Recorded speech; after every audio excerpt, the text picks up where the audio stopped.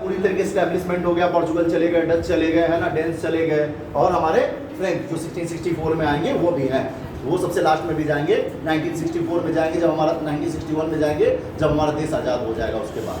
लेकिन जब अंग्रेजों ने अपनी प्रेसिडेंसी क्रिएट की, तो अब क्या है, वहाँ से जो पैसे ला रहे हैं तो भाई पॉकेट में लेके तो घूमेंगे नहीं, ट्रेड करना है तो वो कुछ जगह बना, एजेंसीज बना कर रखे हैं, है ना, उस एजेंसीज में जैसे आप एक घर बना लो या एक फैक्ट्री बना लो, उसमें क्या रखोगे, अपने पैसे रख दोगे, जब आपको ट्रेड करना है तो लेकर के जाओगे और ट्रेड करोगे।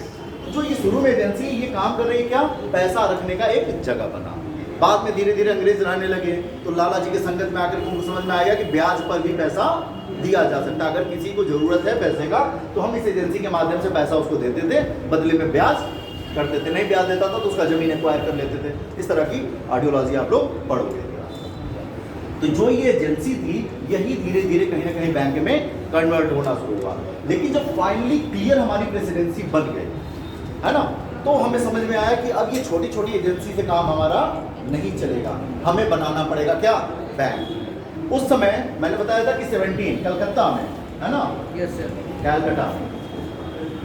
कैलकाटा में 1717 में एक यूके की कंपनी है ना, यूके की हमारी एक कंपनी है, वो कंपनी है हमारा क्या, अलेक्जेंडर एंड कंपनी, वो इंडिया में आएगी और सबसे पहला जो बैंक एस्टैब्लिश करेगा, बैंक कौन सा है, बैंक ऑफ, ये बात मैंने बताया है ना, bank of Hindustan.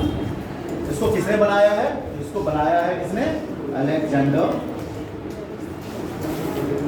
And company, यानी कि अलेक्जेंडर और उसके कुछ समूह वालों ने बनाया है। अलेक्जेंडर एंड कंपनी ने एक बैंक बनाया जिसको बोले बैंक ऑफ हिंदुस्तान। ये भारत का सबसे पहला बैंक है, यानी भारत का सबसे पहले वित्तीय अगर कोई बैंक है तो वो बैंक कौन सा है, बैंक ऑफ हिंदुस्तान, जिसका वर्क क्या था, इसको क्या करना था, प्रोवाइड बैंकिंग, यानी बैंकिंग की जो फैसिलिटी है वही उसका लक्ष्य था। किसको प्रोवाइड करना था बेटा, ईस्ट इंडिया कंपनी के लोगों को, इनको बैंकिंग फैसिलिटी प्रोवाइड करने के लिए एक बना बैंक ऑफ हिंदुस्तान। फिर हम आगे देखते हैं, है ना, आगे बढ़ते हैं। अभी आगे अब मैंने डायरेक्ट बताया था कौन सा, एक bank of general bank of, है ना, तो उसमें भी जाने से पहले और देखते हैं कि जब हमारी प्रेसिडेंसी फाइनल क्लियर हो गई तब हमें समझ में आया कि ये जो छोटी छोटी एजेंसीज हैं इनको मिलाकर के एक बड़ा बैंक बनाया जाए। तो उन्होंने क्या किया है, 1806 में एक बैंक क्रिएट करेंगे जिसका नाम होगा बैंक ऑफ कैलकाटा, बाद में उसका नाम कन्वर्ट करके कर देगा बैंक ऑफ बंगाल। इनिशियल नाम जो है उसका बैंक ऑफ कलकत्ता है। फिर आगे यही जो इनका जो थीम था उसी थीम के आधारित पे बॉम्बे में वो क्रिएट करेंगे 1840 में बैंक ऑफ बॉम्बे, और सेम उसी थीम पे, यानी कि सबसे पहले बंगाल में, after that Bombay, after that Madras. 1843 में ये क्रिएट करेंगे एक बैंक, उस बैंक का नाम है बैंक ऑफ मद्रास। अब देखते हैं कि 1919 आते है ना, लगभग 1917 1919 आते अंग्रेजों का वर्चस्व जो है पूरे भारत पर एक छत्र अधिकार हो चुका है। अब कोई इसका डिफीटर नहीं है, कोई इसको चैलेंज नहीं कर सकता है। और मैंने बताया भी कि जो लॉर्ड डलहौजी आया है ना, लॉर्ड डलहौजी की एक नीति है, जो लॉर्ड डलहौजी की 1905 में आप देखो पार्टीशन ऑफ बंगाल देखोगे, उसमें एक बहुत क्लियर बात कहा था कि भारत एक ऐसा एरिया है जिसको मैं कभी भी छोड़ना नहीं चाहूँगा। भारत अगर डोमिनियन स्टेटस बनता है तो बनने दो, लेकिन हमें एक काम करना है कि भारत को कभी छोड़ना नहीं, जब तक चल रहा है, 100 साल चले, 200 साल चले, 300 साल तक चले, बट हम कोशिश ये करेंगे कि भारत को हमको छोड़ना नहीं है। उसकी सारी जो नीति थी उसी पे आधारित थी। उसे लगता था कि भारत एक ऐसा सोने की चिड़िया है ना, जिसका अंडा हमेशा हमारे लिए क्या होगा, फायदेमंद होगा, तो छोड़ना नहीं चाहता था। उसी संदर्भ में वो क्या करता है, उसे लगता है कि ये जो छोटे छोटे हमने बैंक बना करके रखे हैं ना, उसी नीति को धीरे धीरे फॉलो करते हुए 1919 तक आप आएंगे तो लगेगा कि 1917 जो मॉन्टेग्यू चैम्सफोर्ड रिफॉर्म्स आएगा, उस रिफॉर्म्स के थ्रू उसको लगता है कि भारत पे एक छत्रपतित्व हमारा बहुत लंबे समय तक चलेगा। और उसी में कहते हैं ना कि हम आपको एक रिस्पॉन्सिबल गवर्नमेंट देंगे। वही responsible government, it means like the dominion status, अधिराज्य की मान्यता आपको प्रदान करेंगे। उसी के थ्रू हम क्या करना चाह रहे हैं कि एक समय, बहुत लंबे समय तक आपका राज्य करना चाह रहे हैं, कि मतलब सारे जो गवर्नमेंट होंगे वो आपके होंगे, और जो ऊपर डोमिनियन स्टेटस में वायसराय बैठता है, जो मेन हेड है, वो क्या रहेगा, ब्रिटिश के द्वारा सेलेक्टेड होगा। इसी को बोलते हैं डोमिनियन स्टेटस, कि सर आपकी गवर्नमेंट, सेल्फ गवर्नमेंट और ऊपर। तो वहाँ पे जब पूरा एक छत्र हो गया तो उन्हें एक बात समझ में आया कि ये छोटे छोटे बैंक बनाने से बेटर है कि हम क्या करें, सभी बैंकों को क्या कर दे, मर्ज कर दे। और इन्हीं तीनों बैंकों को मर्ज करके 1921 में एक बैंक क्रिएट किया जाएगा जिसका नाम है इंपीरियल बैंक ऑफ इंडिया। और इंपीरियल बैंक ऑफ इंडिया को, है ना, बाद में संशोधित करके, नेशनलाइज करके 1955 में, ये बात कल हम लोगों ने क्लियर किया था, 1955 में क्या किया जाएगा, इसको नेशनलाइज किया जाएगा, और नेशनलाइज करके इसे क्या बना दिया जाएगा, स्टेट बैंक ऑफ इंडिया।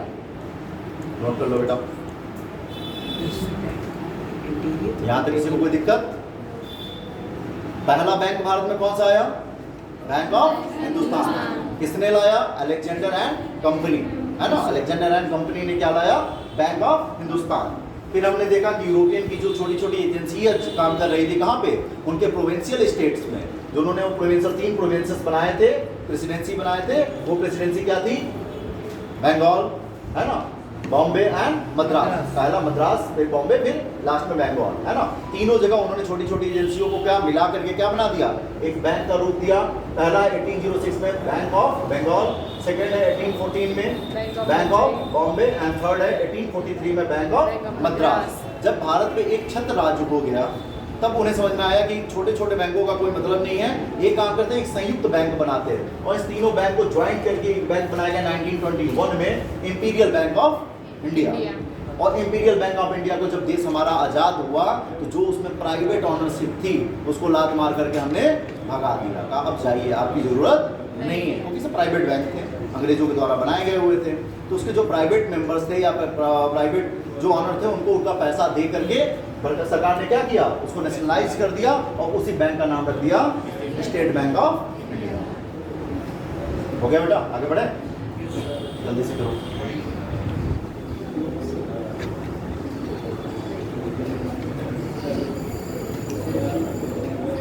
हाँ क्या करना है, विंडो क्लोज कर दे, साइन।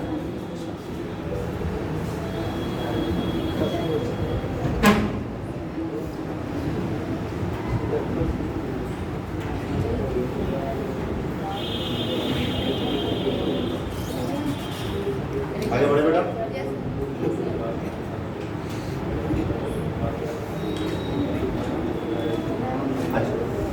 ये तो हो गया फर्स्ट बैंक की बात हमने कर लिया। हमने उस प्राइवेट बैंक की बात कर लिया जिसकी ओनरशिप किसके हाथ में थी, जिसका जरूरत था क्या, एक बैंकिंग फैसिलिटी प्रोवाइड करना ईस्ट इंडिया कंपनी को। ये बात हो गई। अब बात हुई थी कि फर्स्ट कॉमर्शियल बैंक कौन सा है, फर्स्ट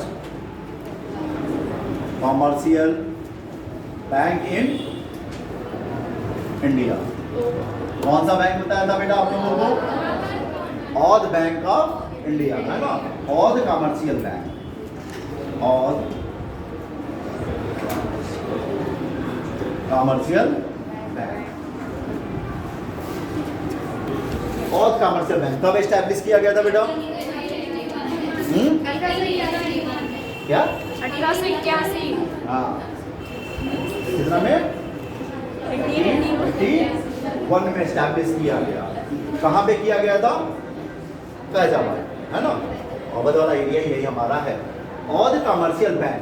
लेकिन एक बैंक और 1865 में आप देखते हो कि हमारे पास एक बैंक है, कौन सा, इलाहाबाद बैंक। क्या इलाहाबाद बैंक कॉमर्शियल बैंक नहीं है,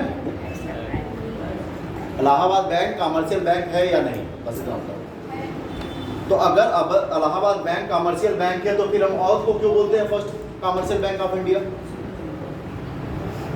भाई डेट देख लो, एक डेट क्या है 1865, एक डेट क्या है 1881। तो पहले कौन आया, इलाहाबाद बैंक आया ना।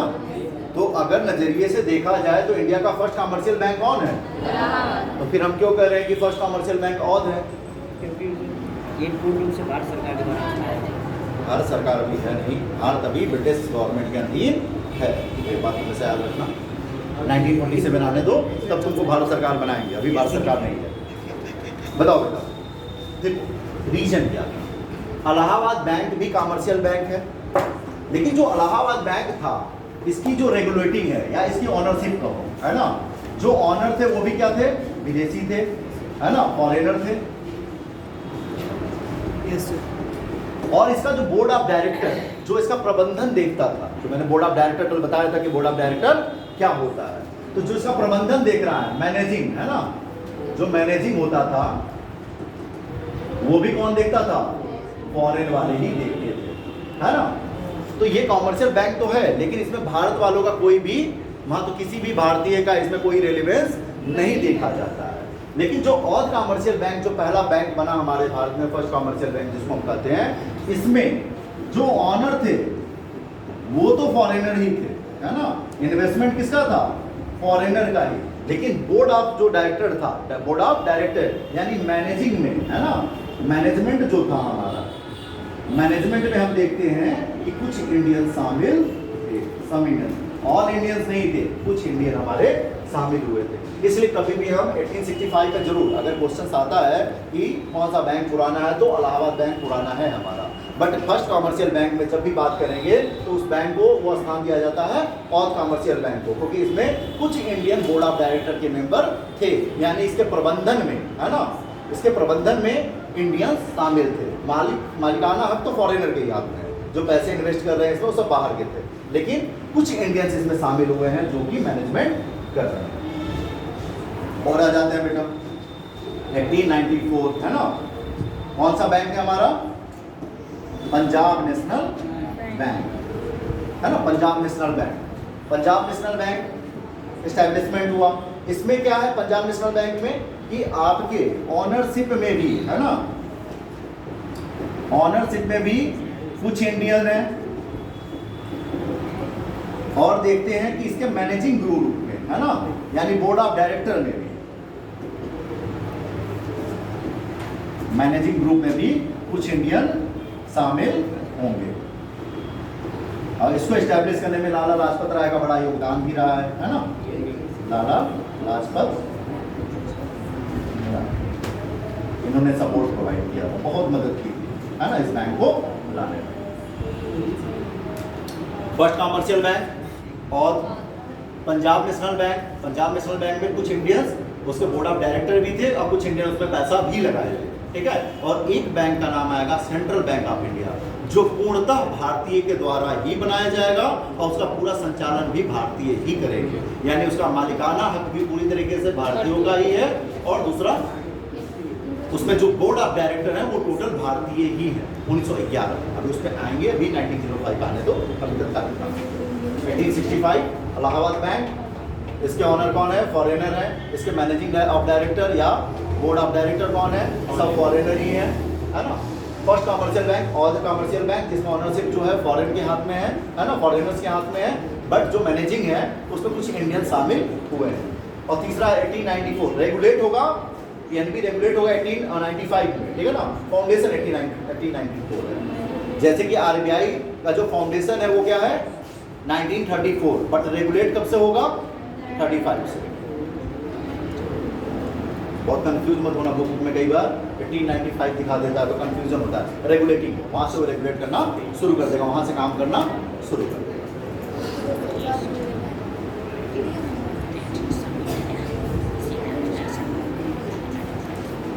आगे बढ़े? Yes sir. अच्छा, अभी हिस्ट्री तो आप लोग का मॉडर्न खत्म नहीं हुआ, नहीं तो थोड़ा सा आगे हमारा। अच्छा, एक टाइम फ्रेम है हमारा 1905, है ना। आप देखोगे कि 1903, है ना, यहीं पे शुरुआत हो गई हमारी क्या? पार्टीशन ऑफ बंगाल की, यानी यहीं पे क्लियर कर दिया गया कि बंगाल को हम क्या करेंगे? दो भागों में डिवाइड करेंगे, है ना, वेस्टर्न बंगाल और ईस्टर्न बंगाल। क्लियर हो गया कि हम करेंगे, जिसके वजह से हम देखते हैं कि बार बार हमें यहाँ से क्या करना है? प्रोटेस्ट शुरू कर दिए। और 1905 में फाइनली आकर के पार्टीशन ऑफ बंगाल हो गया। पार्टीशन ऑफ बंगाल हो गया। पार्टीशन ऑफ बंगाल होने के बाद हम देखते हैं 1905 में ही एक सेशन होता है, session of Banaras. Session of Banaras में प्रेसिडेंट कौन है हमारे? गोपाल कृष्ण गोखले, है ना। और यहां पर एक डिमांड शुरू होती है किसका? बाइकॉट एंड स्वदेशी का। मैं क्यों बताना चाह रहा हूं समझना। बाइकॉट एंड स्वदेशी मूवमेंट, ये सब पढ़ोगे जब सर पढ़ाएंगे आपको। स्वदेशी मूवमेंट, ये दोनों मूवमेंट को, मैं बाइकॉट का मतलब है कि हम विदेशी चीजों का क्या करेंगे? बहिष्कार करेंगे। स्वदेशी का मतलब क्या है? अच्छा, यही जो स्वदेशी मूवमेंट था, इसमें हमने क्या किया कि अपने क्लॉथेस हम खुद बनाएंगे, अपने जो निजी जीवन में जो उपयोग करने वाली चीजें खुद बनाएंगे। इनफैक्ट नेशनल एजुकेशन का भी जो कॉन्सेप्ट थ्योरी है इसी सेशन से स्टार्ट हो गया। और 1906 में हम देखते हैं कि हम अपने विद्यालय, अपनी कॉलेजेस खोलना धीरे धीरे शुरू करेंगे। उसी दौरान ये हुआ कि क्यों ना भाई हम अपना भी बैंक बनाना शुरू करें। जब बाइकॉट कर ही रहे हैं, स्वदेशी शुरू ही कर रहे हैं, तो यहाँ पे फिर बैंक बनाने का एक प्रथा धीरे धीरे शुरू हो जाएगा। और फाइनली हम देखेंगे कि 1906 में बैंक ऑफ इंडिया बनाया जाएगा। फिर आते हैं 1910 बैंक ऑफ बड़ौदा। और देखेंगे 1911, है ना। 1911 में हमारा बनेगा सेंट्रल बैंक ऑफ इंडिया। और फर्स्ट वर्ल्ड वार आते आते लगभग हमारे पास बैंकों की संख्या कितनी हो जाएगी? More than 600। यानी कि फर्स्ट वर्ल्ड वार 1914 आते आते हमारे पास बैंकों की संख्या और बढ़ जाएगी। और जब वर्ल्ड वार शुरू होगा तो उसमें और बैंकों की संख्या बढ़ेगी। क्यों? पैसा लगना है, तो पैसों के लिए लोग आएंगे ना बैंक के पास, तो बैंकों की संख्या धीरे धीरे हमारा बढ़ना शुरू हो गया। नोट कर लो बेटा, ये सब डेटा जरूरी है। 1906 बैंक ऑफ इंडिया, 1908 कर लेना इसको, 1908 बैंक ऑफ बड़ौदा और 1911 सेंट्रल बैंक ऑफ इंडिया।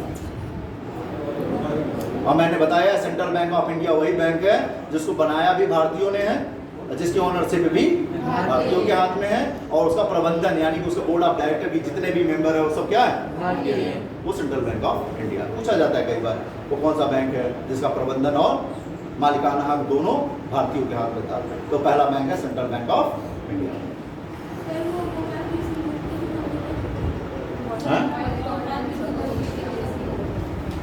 ये तो मैं बता दिया हूँ तुमको कि क्यों ऐसा हुआ, इतने बैंकों की संख्या क्यों बढ़ रही है। 1905 में जो बनारस सेशन हुआ जिसमें गोपाल कृष्ण गोखले जी प्रेसिडेंट बने, जहाँ पे बाइकॉट की बात स्वीकार की गई है। बाइकॉट तो चल रहा है 1903 से ही आपका, लेकिन फाइनली कांग्रेस ने एक्सेप्शन दिया था वहाँ पे, उसी के थ्रू बाइकॉट और स्वदेशी दोनों मूवमेंट हमारा फाइनली ग्राउंड पे आया, है ना। और वहाँ से हमने शुरू किया, नेशनल एजुकेशन की बात किया, अपने बैंक की बात किया, अपने स्कूल्स की बात किया, है ना, फॉरेन क्लॉथ्स के बाइकआउट की बात किया, अपने जो इंडियन क्लॉथ, इंडियन टेक्सटाइल्स की उन्नति की बात की, स्वदेशी की बात हमने शुरू किया। उसी अकॉर्डिंग हमने बैंक भी बनाना शुरू कर दिया। भाई उनके साथ रहते रहते हमने वो नहीं भी सीख लिया कि कैसे बैंकिंग को मैनेजमेंट करते हैं, बैंक कैसे रन करता है, वो सारी चीज़ें हमने सीखा था।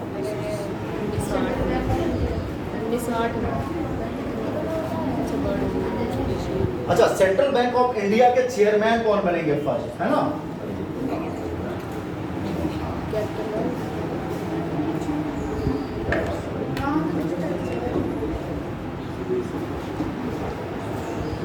इनके चेयरमैन है बेटा, फर्स्ट चेयरमैन जब ये सेंट्रल बैंक बनेगा, है ना, फर्स्ट चेयरमैन बनाया जाएगा किसको? फिरोज शाह मेहता। फिरोज शाह मेहता इसके पहले चेयरमैन। फिरोज शाह मेहता का नाम कितने लोगों ने सुना है? कौन थे भाई? सुने हो? चलो बताओ कौन थे? फिरोज शाह तुगलक का नाम सुना? चलो फिरोज शाह मेहता कौन थे बेटा? कोई हाँ आप ही नाम सुने हैं, पता नहीं कौन है, कोई किसी को बताओ फिरोजा मेहता कौन है? यार पीछे ना लिखवाया बेटा, पीछे मत देखो, पीछे नहीं लिखो। बताओ फिरोजा मेहता कौन थे? दूसरे तीसरे कहाँ होंगे? तीसरे भी अध्यक्ष नहीं है, बदरुद्दीन जी हैं तीसरे, हैं? बदरुद्दीन जी है ना तीसरे। तब 1890 के प्रेसिडेंट हैं ये फिरोजा मेहता। और क्या है ये म्युनिसिपल कॉर्पोरेशन जो है वहाँ पे, कहाँ पे? बॉम्बे में, उसके क्या है? म्युनिसिपल कमिश्नर हैं ये। नाइटहुड की इनको उपाधि मिली है, ठीक है ना, इस बात को ध्यान रखना है। यानी कि अब जो तीसरा आपने बोला, पहला कौन है? WC बनर्जी, उमेश चंद्र बनर्जी, जो कि सेशन करेंगे बॉम्बे का। सेकंड कौन है? दादा भाई नौरोजी, 3 बार बनेंगे, 1903 में रिपीट करेंगे, फिर 1906 में भी रिपीट कराया जाएगा उनको, है ना। थर्ड आपके बदरुद्दीन जी हो गए, चौथे आपके जॉर्ज वुल हो गए, फिफ्थ आपके हो गए बेडबर्न हो गए, और और लास्ट 6 में आपके आएंगे फिरोजा मेहता, है ना। तो आपको याद रखना है कि सेशन कब कब हुआ, ये तो आपको याद रखना पड़ेगा। वही सो फिरोजा मेहता आपके है यहाँ। और ये फिरोजा मेहता को ही अनक्राउंड किंग भी बोला जाता है बॉम्बे का, कि बॉम्बे में इन पे क्या है? क्राउन तो नहीं लगा है, अनक्राउंड किंग है। बॉम्बे में जो चाहेंगे, जैसा चाहेंगे वैसा होगा। ये फिरोजा मेहता है, नाइटहुड की उपाधि मिली है। जब आप पढ़ना इनके बारे में तो डिटेलिंग पढ़ना। आगे बढ़े बेटा।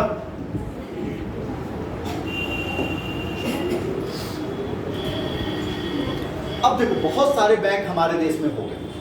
अच्छा, फर्स्ट वर्ल्ड वार के बाद क्या हुआ कि बैंकों की संख्या तो हमारे पास बहुत है, लेकिन बैंक धीरे धीरे दिवालिया फिर होना शुरू हो गया, क्योंकि उनको रेगुलेट करने वाला कोई भी बैंक नहीं था हमारे पास। तो फिर अंबेडकर साहब सजेस्ट करते हैं, एक तो नरसिम्हा कमेटी हमारे पास ऑलरेडी है, और अंबेडकर साहब समझते हैं, बात इसको कहते हैं, नरसिम्हा साहब ने पहले बोल दिया है कि जो जितने सारे बैंक बने हैं उनका एक गार्जियन बैंक बनाइए, जो बैंकों को क्या करे?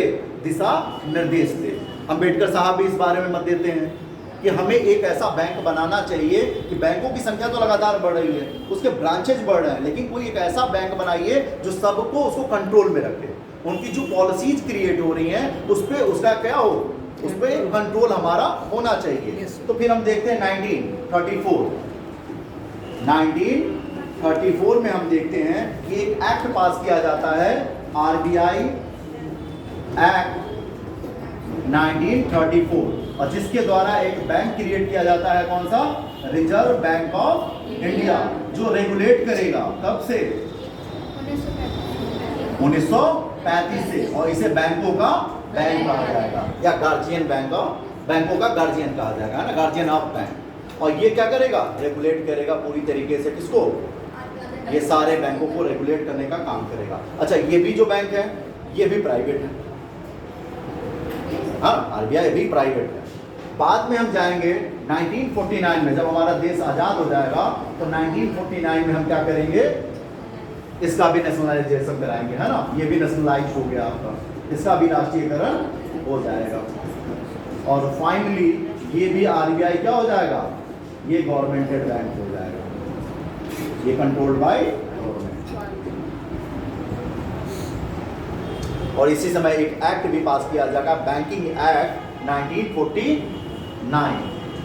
इसी समय एक एक्ट लाया जाएगा, बैंकिंग एक्ट 1949, और ये जो पावर देगा, RBI के पास जो पावर है उस पावर को धीरे धीरे इनहेंस करेगा। अगेन हम एक बैंकिंग अमेंडमेंट देखेंगे, कितने में? 2013 में। 2013 में एक अमेंडमेंट होगा, इसमें अमेंडमेंट यानी कि संशोधन होगा। अमेंडमेंट जो हो रहा है वो अमेंडमेंट क्या हो रहा है? इसमें ये कहा जाता है, अच्छा अभी तक बैंक RBI के पास ये अथॉरिटी थी कि अगर कोई बैंक गलत कर रहा है ना, कोई काम गलत किया है, तो उसमें जो बोर्ड ऑफ डायरेक्टर के जो मेंबर्स हैं, बहुत सारे मेंबर हैं, है ना। ये अब हमने देखा कि चेयरमैन है, मेन जो आपके बैठे हुए हैं, प्रेसिडेंट हैं उसके बाद अब डिप्टी हैं 4, उसके बाद बोर्ड ऑफ डायरेक्टर जो मेंबर थे, तो उसमें हम किसी एक मेंबर को हटाकर से सकते हैं। लेकिन बैंक के भी अपने बोर्ड ऑफ मेंबर्स होते हैं, वो तो RBI के मेंबर्स की बात हुई, ऐसे ही सभी बैंकों के बोर्ड ऑफ डायरेक्टर होते हैं। तो अभी RBI के पास अब तक जो पावर था 2013 से पहले, वो पावर क्या था? वो पावर ये था कि अगर कोई बैंक गलत करते हुए पाया जाता है तो किसी एक को या दो को है ना, जो बोर्ड ऑफ डायरेक्टर होते थे उसमें 1 या 2 लोग को हम बाहर कर सकते थे। लेकिन 2013 में आरबीआई को इतना पावर दिया कि अगर बैंक गलत करते हुए पाया गया तो आप पूरा बोर्ड ऑफ डायरेक्टर को उठा करके बाहर कर सकते हैं। अब उस बैंक को क्या करना पड़ेगा, फिर से नया बोर्ड ऑफ डायरेक्टर क्रिएट करना पड़ेगा। ये 2013 में किया गया है कि अगर कोई भी बैंक गलत करते हुए पाया गया, यानी आरबीआई के दिशा निर्देश पे काम नहीं करेगा, ऐसी कंडीशन में हम क्या करेंगे, पूरा बोर्ड ऑफ डायरेक्टर ही हटा करके, है ना, चेंज कर देंगे। ये पावर दिया गया 2013। फिर आपको मैंने बताया 2016, है ना, 2016 क्या लाया गया, मॉनेटरी पॉलिसी कमिटी, याद है ना, ये भी बात मैंने कल जिक्र में किया था जब पढ़ा रहा था। मॉनेटरी पॉलिसी कमेटी लाया गया। इसके थ्रू क्या किया गया, इसके थ्रू जो आपका रेट ऑफ इंटरेस्ट पे पूरा जो पावर था गवर्नर का, वो पावर क्या कर दिया गया, ये भी अमेंडमेंट लाया गया है ना, ये भी अमेंडमेंट के थ्रू हो रहा है। अमेंडमेंट के थ्रू क्या किया जा रहा है कि अब जो रेट ऑफ इंटरेस्ट या किसी भी चीज पे डिस्कशन होगा उसके लिए टोटल 6 मेंबर होंगे, और 3 मेंबर आरबीआई के और 3 मेंबर गवर्नमेंट के, है ना। और साथ में अगर टाई हो जाता है, ऐसे में क्या हो जाएगा, कॉस्टिंग बोर्ड करेंगे। कौन करेगा कॉस्टिंग बोर्ड, गवर्नर करेगा, गवर्नर कास्टिंग बोर्ड करेगा। इतनी बात आरबीआई के। आगे बढ़े, जल्दी से बोलो।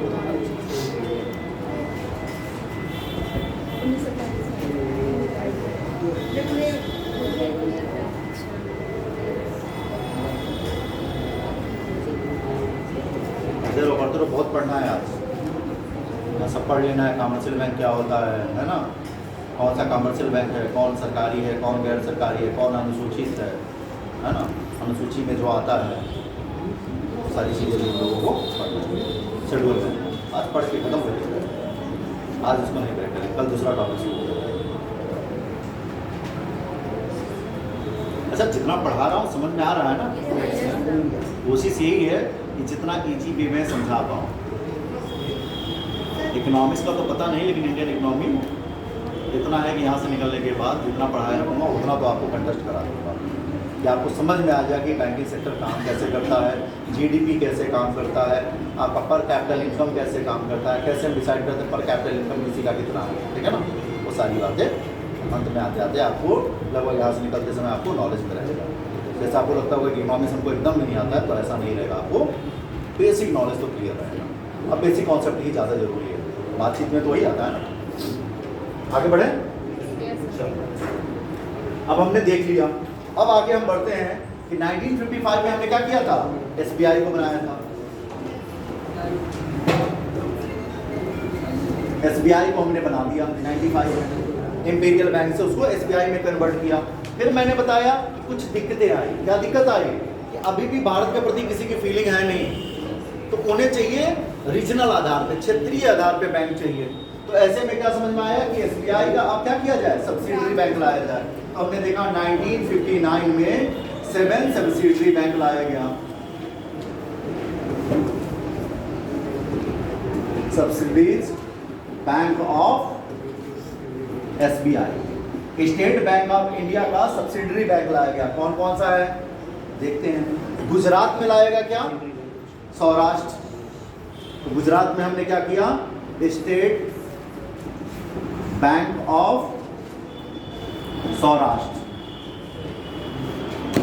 SAU, ठीक है ना, सौराष्ट्र, बैंक ऑफ सौराष्ट्र। और क्या लाया, state bank of Indore, state bank of Patiala, state bank of Hyderabad,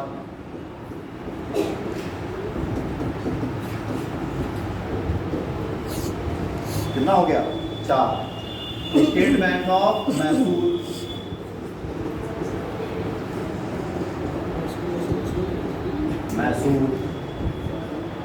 state bank of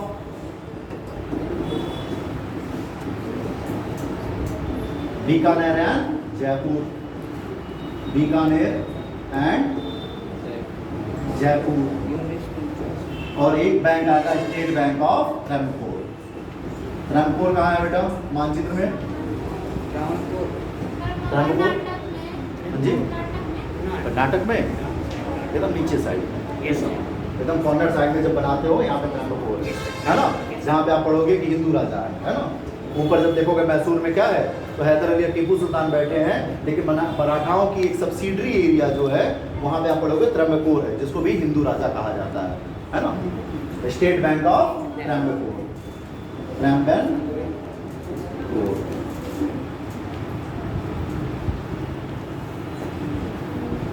note कर लो बेटा, अभी जरूरत पड़ेगी, इसको भी अलायंस कराएंगे ना, इसको भी मर्ज कराएंगे बैंकों में। सौराष्ट्र मर्ज होगा, स्टेट बैंक ऑफ इंदौर मर्ज होगा, बाकी ये जो 5 सब्सिडरी बैंक है एक साथ मर्ज होंगे, सब चीज़ें भी एक साथ पढ़ना। सौराष्ट्र, सौराष्ट्र SAURASTRA, सौराष्ट्र। तेजी लिखो, अभी सौराष्ट्र पे ही लटके हुए। अब SBI लिखना बंद करो सीधे, है ना। आप सौराष्ट्र, आप इंदौर, आप पटियाला, बाकी लास्ट घर में लिख लेना।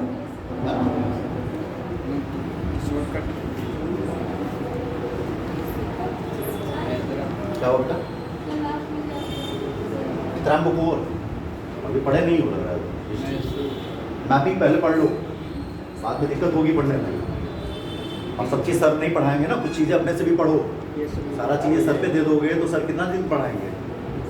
सर को भी मॉडर्न उतने ही दिन में खत्म करना है, तो कुछ चीज़ें आप लोग घर पे भी जाके क्या करो, एंशिएंट मैप उठाओ, देखो उसमें गोलकुंडा कहाँ है, उसमें बेदार कहाँ है, बेरार कहाँ है ना, बीजापुर कहाँ है, त्रंबकपुर कहाँ है, मैसूर कहाँ है, हैदराबाद, ये सब खुद से करो ना।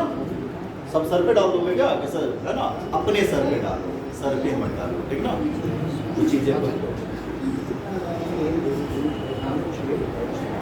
साथ छोड़ेंगे नहीं, क्योंकि एग्जाम सिर्फ पढ़ने से नहीं, सेल्फ स्टडी से भी निकलता है। एग्जाम निकालना है तो मिनिमम, अब बच्चे तो नहीं लगे कि मैं बताऊंगा आपको कि कितना घंटा पढ़ना चाहिए, मिनिमम 8 घंटे की स्टैंडिंग पावर, आप सिटिंग पावर आपकी होनी चाहिए। उसमें आपका जो प्रोडक्टिव होना चाहिए, प्रोडक्टिव टाइम कम से कम 6 आवर होना चाहिए। 8 घंटे बैठोगे तो 6 घंटे प्रोडक्टिव तो निकलेगा, तो प्रोडक्टिव टाइम फ्रेम आपका 6 घंटा होना चाहिए। वो कैसे मैनेज करते हो वो इसको मत लेना, उसमें काउंट करना कि 3 घंटा यहाँ बैठ गए, है ना। तो 3 घंटा घर पे देने की कोशिश पूरी तरीके से करो, तभी होगा। वो चीज़ें खुद से भी देखो कि क्या हो सकता है। आगे बढ़े, तो सब्सिडरी बैंक बन गया।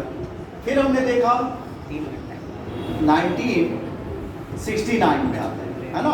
1969 में क्या हो रहा है कि हमने क्या किया, जो प्राइवेट बैंक थी जिसके असेट्स यानी जिसकी संपत्ति कितने थी 50 करोड़, उसमें से 14 बैंकों को हमने क्या किया, नेशनलाइज कर दिया। 1969 में हमने 14 बैंक जिनकी असेट्स यानी कि जिनकी प्रॉपर्टी, जिसकी संपत्ति कितना थी 50 करोड़ थी, उसको हमने क्या कर दिया, नेशनलाइज कर दिया, यानी कि वो उसका राष्ट्रीयकरण हो गया। यानी इन बैंकों के जो मालिक रहे होंगे उनका जो जो पैसा लगा होगा भारत सरकार ने उनको पैसा पे कर दिया, कहा सर आज से आपका इस पे कोई हक नहीं रहेगा, आज से इस पे किसका हक, किसका है, गवर्नमेंट का, भारत सरकार का हक रहेगा। फिर हम आगे देखते हैं 1969 के बाद आ जाते हैं 1975।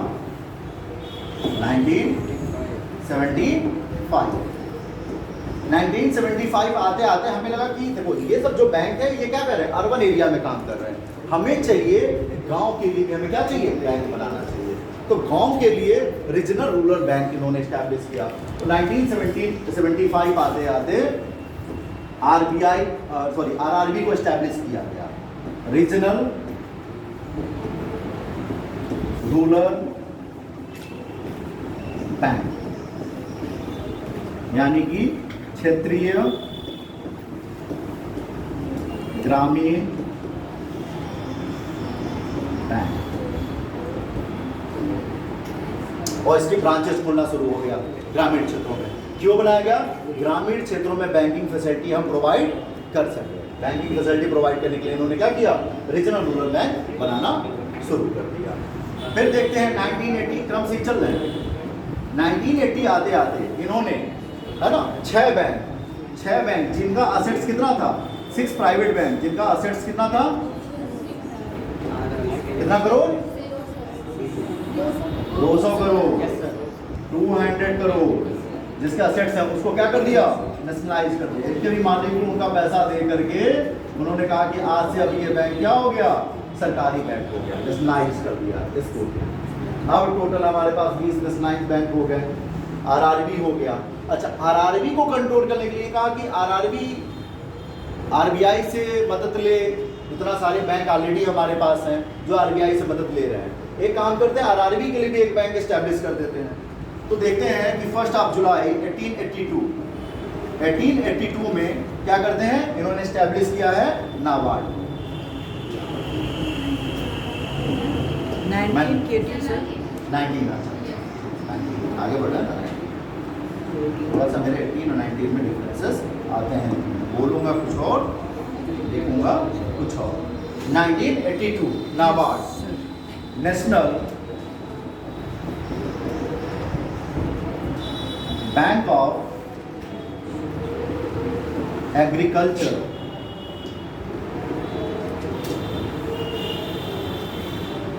रूरल डेवलपमेंट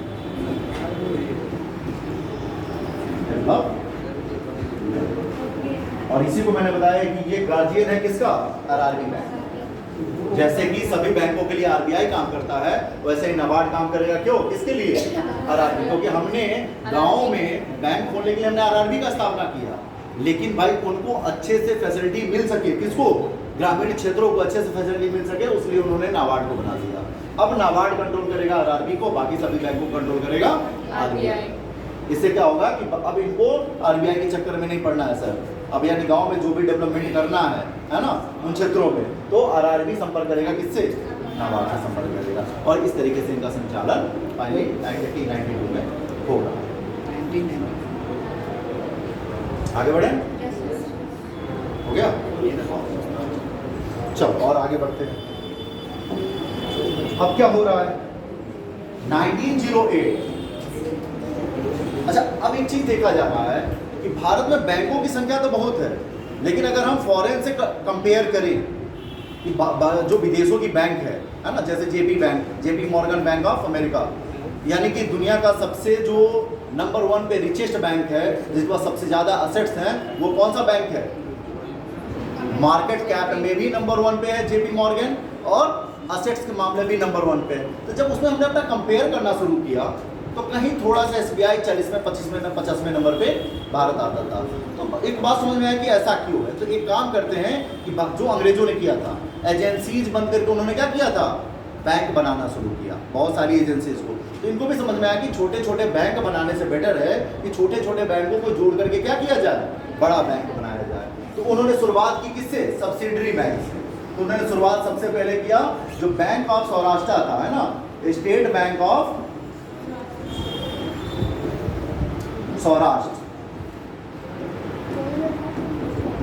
इसको मर्ज कर दिया किससे, एसबीआई से। इसको मर्ज कर दिया किससे, एसबीआई से मर्ज कर देगा। 1910 में 1910 में ये स्टेट बैंक ऑफ इंदौर को, स्टेट बैंक ऑफ इंदौर, हाँ बेटा, 1800 इसको लिख दिया हो क्या सर 1900 गलती से लिखा गया, बोल रहा था अच्छा 1900 कर रहा हूँ, सॉरी इसको 1900 नहीं 200 2000 वही तो हमसे आगे चल कर थोड़ा सा हो गए, इसको 2000 हाँ सही है। 2008 में इन्होंने क्या किया है, स्टेट बैंक ऑफ सौराष्ट्र को क्या कर दिया है, मर्ज कर दिया एसबीआई में। 2010 में क्या किया, स्टेट बैंक ऑफ इंदौर को मर्ज कर दिया किससे, एसबीआई से। और फाइनली 2017 में बाकी जो 5 सब्सिडरी बैंक थी, है ना, कौन कौन सी, पटियाला, हैदराबाद, मैसूर, त्रंबकोर और बीकानेर एंड जयपुर, है ना। सबको क्या कर दिया, इन सारी सब्सिडीज बैंक जो थी उसको बैंक को मर्ज कर दिया किससे, एसबीआई से। अब इन सारे सब्सिडरी बैंक और एसबीआई मिलकर के एकमात्र बैंक है कौन सा, स्टेट बैंक ऑफ इंडिया। इसे इंडिया में अगर पूछा जाए सबसे बड़ा बैंक कौन सा है तो किसका नाम लोगे, SBI। तो पूछो, ऐसे थोड़े बोल दोगे कि एसबीआई। पूछो सर किस मैटर में आप पूछ रहे हैं, मैं कहूँगा कि अरे बताओ सबसे तेज लड़का कौन सा है, तो तन्ने जरा बोलोगे कि सर ये नहीं। पूछो तो फिजिकल पूछ रहे हैं कि मेंटली पूछ रहे हैं। तो भारत का सबसे बड़ा बैंक कौन सा है, तो पूछो सर किस मामले में, मार्केट कैप के मामले में कि असेट्स के मामले में या ब्रांच के मामले में, तीन ही फैक्टर हो सकता है ना। तो असेट्स के मामले में सबसे बड़ा बैंक कौन सा है, एसबीआई, जिसके पास संपत्ति बहुत ज़्यादा है। अगर ब्रांच की बात करें तो सबसे ज़्यादा बड़ा बैंक कौन सा है, एसबीआई। लेकिन अगर बात करें मार्केट कैप के बारे में, जिसकी संपत्ति औकात की बात करेंगे अगर हम, तो औकात के मामले में सबसे बड़ा बैंक कौन सा है, एचडीएफसी, ठीक ना। और सबसे बड़ा निजी बैंक की बात करेंगे तो एचडीएफसी। निजी बैंक में असेट्स की बात करो, ब्रांचेस की बात करो, ठीक है ना। तो निजी बैंकों में नंबर 1 पे कौन है, एचडीएफसी। लेकिन सभी बैंकों में अगर संपत्ति के मामले में देखा जाए, मार्केट कैप, सॉरी संपत्ति नहीं, मार्केट कैप की बात करें, औकात की बात करें, पैसे की बात करें, तो सबसे बड़ा बैंक एचडीएफसी, ठीक ना।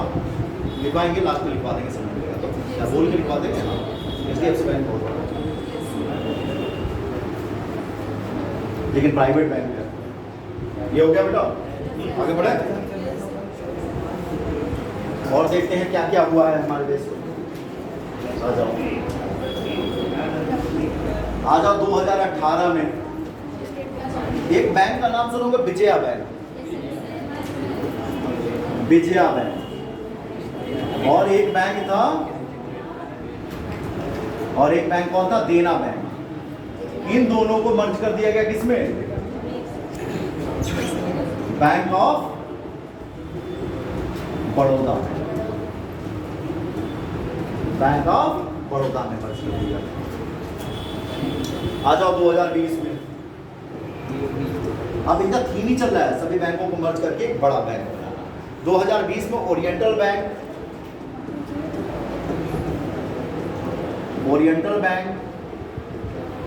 और यूनाइटेड बैंक।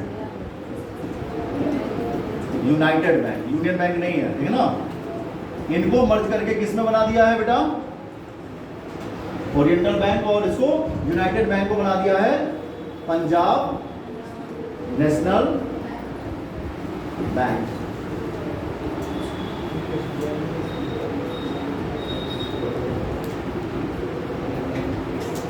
और 2020 में ही देख लो, सिंडिकेट बैंक था,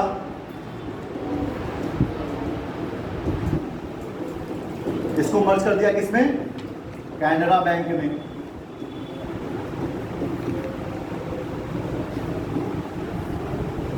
आंध्रा कोऑपरेशन बैंक को यूनियन बैंक में,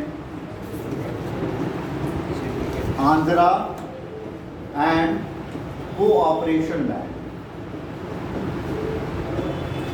अब देखना इनके जहां ब्रांचेस होंगे उसके आगे यूनियन बैंक का टैग लगना होगा, यूनियन बैंक। ये सब 2020 में ही हो रहा है।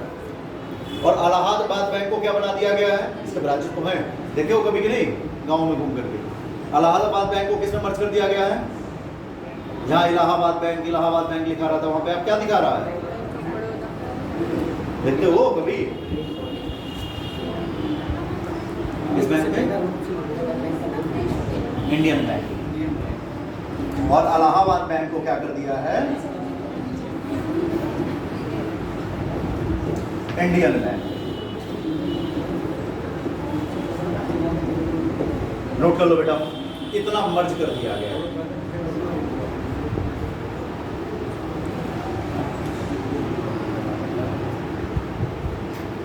अब हमारे पास वर्तमान में अगर गवर्नमेंट बैंक की बात की जाए तो टोटल कितने हैं, 12। अगर हम प्राइवेट बैंक की बात करें तो कितना है, 21। और फॉरेन बैंक की बात करें, फॉरेन बैंक मतलब जिसका एक जो मुख्यालय है वो ऑलरेडी फॉरेन में है और एक ब्रांच उसका इंडिया में काम कर रहा है, इस तरह के 44 बैंक हैं। यहीं लिखना चाहो नहीं तो लास्ट में ये चीज़ लिखा है नो लाइनर, अभी लास्ट में लिखवा देंगे, इसको नोट कर लो बेटा। ये बैंकिंग हिस्ट्री अभी तक चली आई है। हाँ बेटा, हाँ इंडियन बैंक में मर्ज करा दिया। अब जहाँ भी इलाहाबाद बैंक का टैग लगा था वहाँ पे इलाहाबाद बैंक हो गया होगा। IFSC कोड भी देखो चेंज हो जाएगा उसका जब जाओगे। अकाउंट नंबर आपका वही रहेगा, अकाउंट होल्डर आप ही रहोगे, बट IDFC जो कोड है वो सॉरी IFSC कोड जो है वो चेंज हो जाएगा आपका। आगे बढ़े, क्या होगा भाई? अच्छा, पहला फॉरेन बैंक कौन सा है? कल बताया था पहला फॉरेन बैंक कौन सा है। जैसे मैंने बोला ना कि अब देखा जाए पब्लिक सेक्टर बैंक कितना है आपका, पब्लिक सेक्टर बैंक कितना है आपके पास? 12 है ना। ये शेड्यूल बैंक की बात कर रहा हूँ, नॉन शेड्यूल बैंक की बात नहीं कर रहा हूँ, ये ध्यान रखना। शेड्यूल बैंक वो बैंक होता है जो RBI, जैसे मैंने कहा ना कॉन्स्टिट्यूशन में शेड्यूल्स होते हैं, अनुसूचियाँ होती हैं, उसी तरीके से जो शेड्यूल है आपके, वैसे ही RBI एक्ट 1934 में कुछ शेड्यूल्स डाले गए थे, जिसमें शेड्यूल 2 में जिन बैंकों का नाम है उनको बोलते हैं, है ना, शेड्यूल बैंक। और जो शेड्यूल बैंक नहीं है उसको नॉन शेड्यूल बैंक बोलेंगे। तो शेड्यूल बैंक में पब्लिक सेक्टर बैंक कितने हैं? 12 हैं। नॉन पब्लिक सेक्टर यानी जिसको बोलते हैं प्राइवेट सेक्टर बैंक कितने हैं?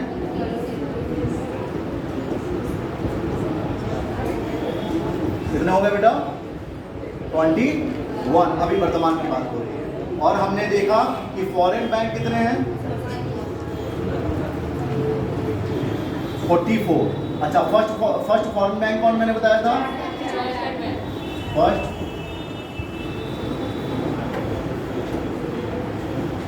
फर्स्ट फॉरेन बैंक हमने देखा था कौन सा? बैंक, इसी को स्टैंडर्ड चार्टर्ड बैंक है ना, स्टैंडर्ड। अच्छा, कहीं कहीं बुक में देखोगे एक चीज जिक्र आता है। अच्छा, इसका एस्टैब्लिशमेंट कब हुआ था? 1858, जब ईस्ट इंडिया कंपनी यहाँ से गई, उसी समय ये भी चार्टर लेकर के वहाँ से आया था, ब्रिटेन से चार्टर लेकर के आया और इंडिया में ये पहला फॉरेन बैंक खोला। अच्छा, एक चीज और देखते हैं, कहीं कहीं बुक में आपको मिलेगा जब आप पढ़ोगे कि भारत का पहला विदेशी फॉरेन बैंक क्या है, तो उसमें नाम आएगा Hong Kong and Shanghai corporation limited. कहोगे सर तब हम किसको सही लगाएं? सवाल हमारे लिए होगा ना। कुछ बुक में आपको देखने को मिलता है कि Hong Kong and Shanghai corporation limited, तो हम किसको बताएं? उस कंडीशन में आप देख लेना पहले ऑप्शन, अगर ऑप्शन में दोनों है तो इसको लगाना। तो कहोगे सर वो तो पहले आया है, वो 1853 में ही आ गया है, तो फिर उसको क्यों नहीं मानेंगे? एक्चुअली रीजन क्या है कि हांगकांग एंड संघाई जो कॉर्पोरेशन लिमिटेड बैंक है वो इंडिया में पहले आया, लेकिन पहले में उस नाम से नहीं आया। पहले जो 1853 में जो बैंक आया था वो मर्केंटाइन मतलब समझ रहे हो ना, मर्चेंट से मर्केंटाइन होता है, या मर्केंटाइन एज भी पढ़ोगे एंशिएंट टाइम में, तो मर्केंटाइन बैंक था। उस बैंक को उसने क्या कर दिया? अपने में मर्ज कर दिया। तो जो हांगकांग जब मर्ज किया है तो बहुत बाद में मर्ज किया, लेकिन उससे पहले मर्केंटाइन बैंक था। इसलिए फर्स्ट फॉरेन बैंक जो है वो हमारा क्या है? वो हमारा स्टैंडर्ड चार्टर्ड बैंक। अगर ऑप्शन में दिया, अगर ये नहीं दिया तब उसको लगा देना, इसलिए मैं बता दे रहा हूँ। नाम लिखना चाहो तो लिख लो, अगर इसके ऑप्शन में आना है और में तो लिख लेना हांगकांग संघाई कॉर्पोरेशन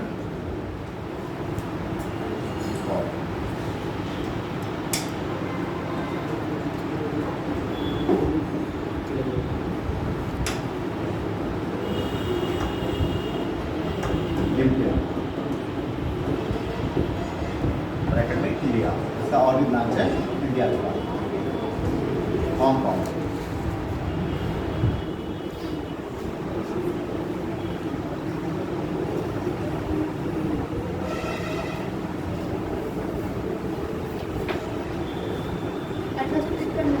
हाँ बेटा, 1853 में हाँ 1853 में ये तो, हाँ लेकिन 1853 में जो है ये मर्केंटाइन है।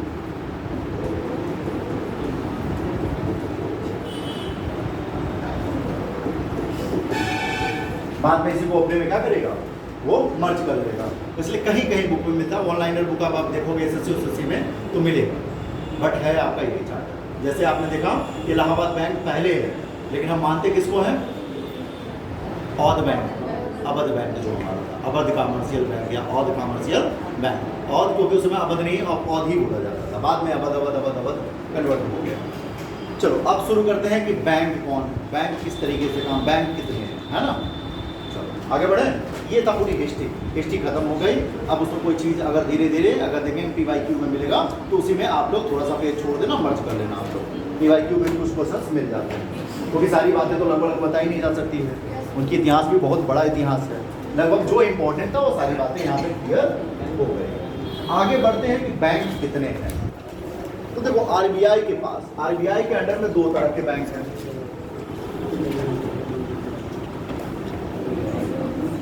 एक तो हो जाएगा हमारा गैर, अच्छा हिंदी में देखो, हिंदी दिक्कत होता है, हिंदी में पढ़ा अनुसूचित ही, अनुसूचित है ना, गैर अनुसूचित बैंक, इसको बोलते हैं बेटा नॉन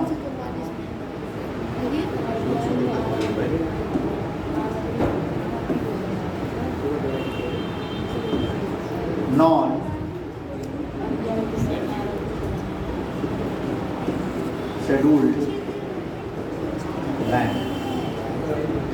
और दूसरा आपका क्या हो जाएगा बेटा? अनुसूचित बैंक।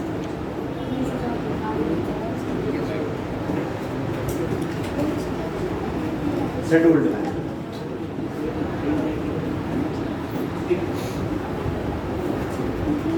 अच्छा समझना, भारत में 2 तरह के बैंक काम करते हैं, एक ऑर्गेनाइज और एक अनऑर्गेनाइज।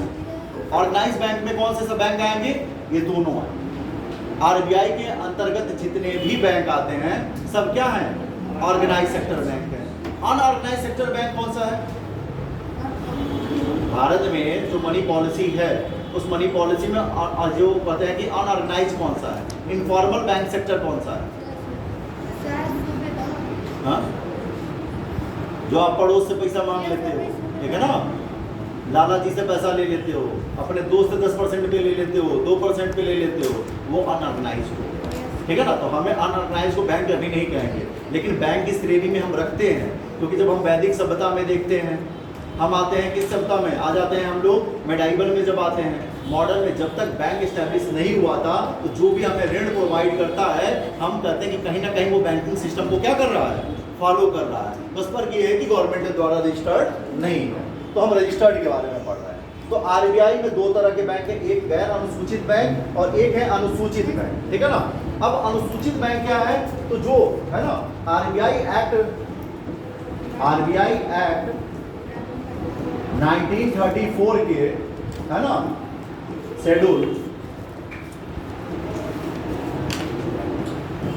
2 में जिस भी बैंक का नाम लिखा हुआ है, अभी आप गूगल करोगे, है ना, list of bank schedule 2 RBI act 1934, तो जितने बैंक का नाम आएगा वो सारे बैंक क्या होंगे? शेड्यूल बैंक होंगे, अनुसूचित बैंक होंगे। दूसरा क्या है? गैर अनुसूचित बैंक, जिनका नाम उसमें नहीं आता है। तो अनुसूचित बैंक देख लेते हैं। अनुसूचित बैंक में कौन कौन से बैंक आते हैं? आगे बढ़े। अनुसूचित बैंक में अब इसमें जगह नहीं है तो आगे आप ऐसे बना लेना चाहिए, उसमें देखना कि अनुसूचित बैंक में कौन सा बैंक आता है। तो पहला आता है सार्वजनिक, अभी लिखवा दे रहा हूँ हिंदी में, इसलिए लिखवा दे रहा हूँ कि कुछ लोगों का दिक्कत ना हो। सार्वजनिक है ना, सार्वजनिक मतलब हो गया पब्लिक, इंग्लिश में पूरा लिखवा दूँ? हाँ, सार्वजनिक क्षेत्र के वाणिज्य बैंक, वाणिज्यिक बैंक। चलो मैं इसको इंग्लिश में लिखता रहूँगा, है ना, पब्लिक कॉमर्शियल बैंक। दूसरा क्या है बेटा आपका? Private commercial bank. तीसरा कौन सा है आपका बेटा? Foreign commercial bank. आगे छोड़े रहना, हिंदी बोल दूंगा अभी, ठीक ना। Foreign commercial bank. चौथा आपका कौन सा बैंक है? आपका इसी में आता है आरआरबी, यानी कि रीजनल रूरल बैंक। और इसमें क्या आता है आपका बेटा? आपका आता है small finance bank, small finance bank. और इसी में आपका आता है आपका पेमेंट बैंक, पेमेंट बैंक।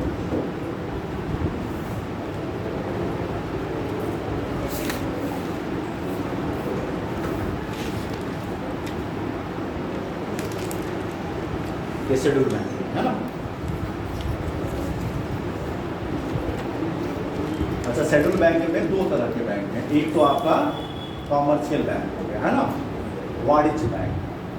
ये सब वाणिज्य बैंक में आएगा, वाणिज्य बैंक, जिसको आप बोलते हो कॉमर्शियल बैंक। अच्छा, उसी में शेड्यूल बैंक में एक आता है आपका कोऑपरेटिव बैंक, सहकारी बैंक, सहकारी बैंक यानी कि कोऑपरेटिव,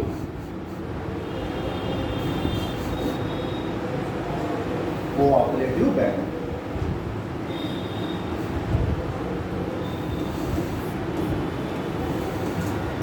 ठीक है ना। यानी कि हमने देखा कि भाई गैर सरकारी की तो बात छोड़ दी हमने, है ना। अनुसूचित पे जो है उसमें दो भागों में, एक है तो हमारा कॉमर्शियल बैंक है, एक हमारा कोऑपरेटिव बैंक है। कॉमर्शियल बैंक में हमने देखा कि पब्लिक कॉमर्शियल बैंक जो मैंने बताया कितना है, टोटल 12 है हमारे पास। प्राइवेट कॉमर्शियल बैंक कितने हैं? 21 हैं। फॉरेन कॉमर्शियल बैंक कितने हैं? 44 है ना। और आरबीआई या रीजनल रूरल बैंक बनाया गया। अच्छा, इन लोगों को अलग क्राइटेरिया थोड़ा सा फॉलो करना पड़ता है इन लोगों को, है ना। और फिर हम देखें सहकारी बैंक कौन सा है? Cooperative bank. तो कोऑपरेटिव बैंक भी दो होता है बेटा, एक तो होगा हमारा शहरी सहकारी बैंक, और दूसरा हमारा होता है ग्रामीण सहकारी बैंक, यानी कि अर्बन कोऑपरेटिव बैंक। और ये हमारा हो जाएगा रूरल कोऑपरेटिव बैंक।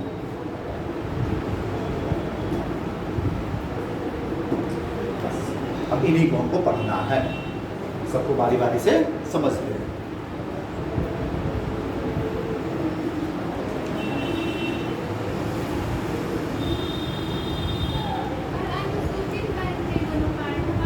हाँ, इसीलिए हमारे पास जगह नहीं था, देखो दिखा रहे हैं ऐड कर दिए। ये देखो, यहाँ के बाद हमने तीर निकाला है ना, एक तीर हमने निकाल दिया। ये तीर जाके कहाँ लगेगा? ये तीर जाके यहाँ लगेगा, है ना।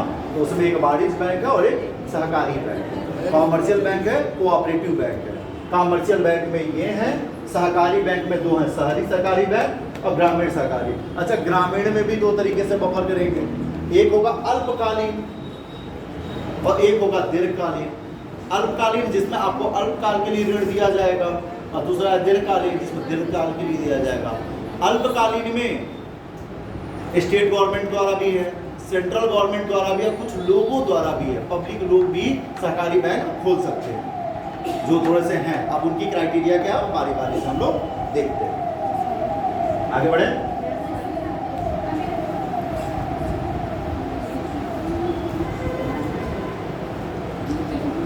आज हम लोग आधा घंटा तो सही खा गए हैं, आधा घंटा के बाद 12:30 बजे देर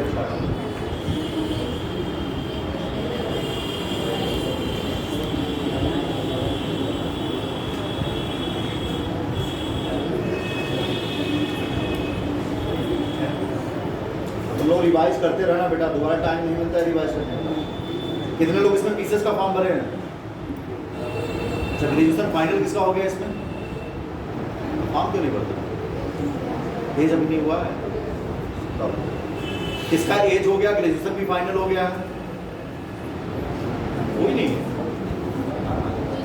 एज नहीं पर कम छोटे छोटे इसको चलो आगे बढ़ो। अच्छा देखो समझो, जो अनुसूचित बैंक है ना, उसकी क्राइटेरिया, पहले क्राइटेरिया समझ लेते हैं कि कौन से बैंक है जो शेड्यूल में आ सकते हैं। अनुसूचित बैंक यानी अनुसूची में किन किन बैंकों का नाम आ सकता है। तो उसके लिए बेटा आपकी जो क्राइटेरिया है वो क्राइटेरिया क्या है? पहला क्राइटेरिया है कि वो कम से कम कितना 5 करोड़ रुपया उसके पास असेट्स के रूप में होना चाहिए, है ना। यानी इसकी प्रॉपर्टी जो है ना, जो वेल्थ होनी चाहिए वो कितनी होनी चाहिए? 5 करोड़। को लगेगा सर तो सब खोल लेंगे। दूसरा काम क्या करना है उसको? डिपॉजिटर के हित में काम करना है। इंटरेस्ट ऑफ डिपॉजिटर, हाँ ये भी कहोगे सर फॉलो कर लेंगे, है ना, कि डिपॉजिटर के हित में आपको काम करना है और आपके पास असेट्स कितना होना चाहिए? 5 करोड़ रुपया होना चाहिए। तो सब तो सर सब लोग खोल लेंगे, है ना। और दूसरा क्या है कि आपको क्या करना है, जो या तो आप बैंकिंग फैसिलिटी प्रोवाइड करेंगे, अगर बैंक है तो बैंकिंग फैसिलिटी तो आपको देनी ही है, एंड प्रॉफिट के लिए काम कर सकते हैं। लेकिन आप प्रॉफिट में काम करते करते इंटरेस्ट आप डिपॉजिटर मत भूलिएगा। उसके बाद भी लगता है कि क्यों फिर भाई हम बाकी जो और लोग हैं वो क्यों नहीं, इतने सारे बैंक जो हैं जिनके पास 500 600 करोड़ 1000 करोड़ प्रॉपर्टी है, उसके बाद भी वो शेड्यूल बैंक क्यों नहीं बनता है, शेड्यूल में क्यों नहीं आ रहा है? क्योंकि आरबीआई को लगता है कि अभी भी वो डिपॉजिटर के हित में काम नहीं करते हैं। जब उन्हें ऐसा लगेगा, नहीं तो ऐसा चलेगा कि टाटा साहब भी खोल लें और जब जरूरत होगा तो उस बैंक से पैसा ले लें, अंबानी साहब को जो अपना एक बैंक खोल लें, सब डिपॉजिटर यानी हम लोग कस्टमर जो है उसमें पैसा जमा करें और बाद में पता चलेगा उनकी कंपनी को ज़रूरत है तो उन्होंने वहाँ से लोन उठा लिया। अब लोन नहीं भरेंगे उस केस में क्या होगा? दिवालिया कौन घोषित होगा? बैंक। पैसा किसने लिया? अंबानी जी की कंपनी ने। नुकसान किसका होगा? और डिपॉजिटर हो गए, हाथ खड़ा कर देंगे। क्या कर सकते हो? कुछ कर सकते हो? नहीं कर सकते हो। उस समय कंडीशन किसके लिए दिक्कत हो जाएगी? आरबीआई के लिए दिक्कत होगी। तो आरबीआई उन्हीं बैंकों को सूची में शामिल करता है जो वाकई में लगता है कि पब्लिक इंटरेस्ट में काम कर सकता है। ये सिर्फ दिखाने का क्राइटेरिया है, लेकिन एक्चुअली में ये क्राइटेरिया 500 करोड़ के आगे, ये सिर्फ आपको दिखाने के लिए बात।